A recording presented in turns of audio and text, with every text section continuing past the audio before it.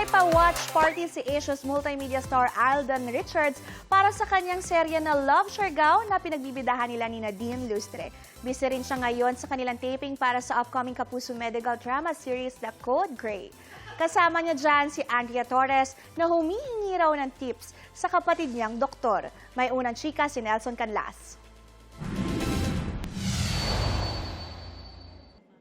Dumaan man sa training, may mga hamon pa rin kinakaharap sina Alden Richards at Andrea Torres sa set ng kanilang upcoming medical drama series na Code Grey.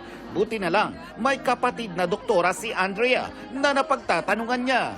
Grabe yung mga medical terms talaga and dapat syempre accurate. So laging merong consultant on set na nag-check ng kilos namin, ng mga linya namin. So tinatawagan mo yung sister mo?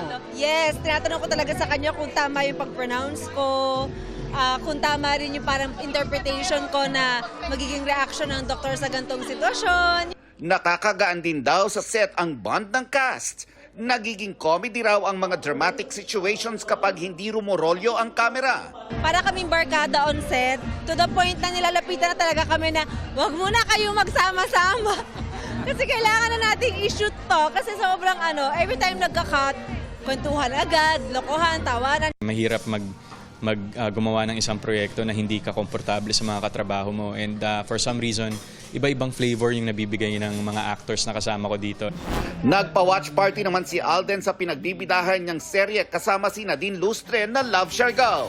Collab yan ng GMA Network, View Philippines at Viva Communications. Yung deeper meaning of finding where home is. I think yun yung pwedeng masagot. Kailangan mo bang hanapin or